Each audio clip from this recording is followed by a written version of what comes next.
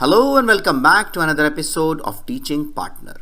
Today I am going to introduce a new AI platform excellent for teachers.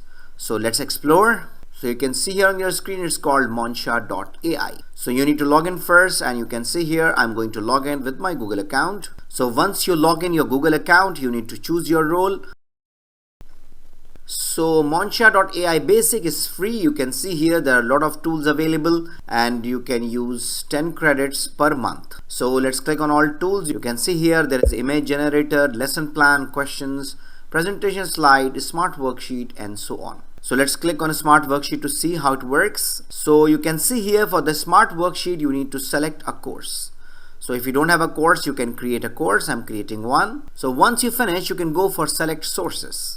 You can add sources, for example YouTube video or any file you have or any lesson objective or curriculum expectation. So I'm selecting topic of your choice and I'm writing my topic here. My topic is endothermic and exothermic reaction. You need to press next. So this is one of the wonderful part. So you can see here the selections, for example depth of knowledge, DOK levels, Lexile reading levels, and Bloom's taxonomy. So the all very famous platforms are here. I'm selecting Bloom's taxonomy. So then you can select the Bloom's level. I'm selecting create, and then finally you can write some additional instructions and you need to press generate.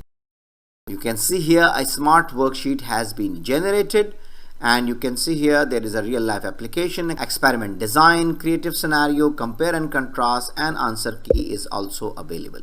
So you can also edit it according to your requirement. You can also share with others, and you can also export as a PDF or as a doc file.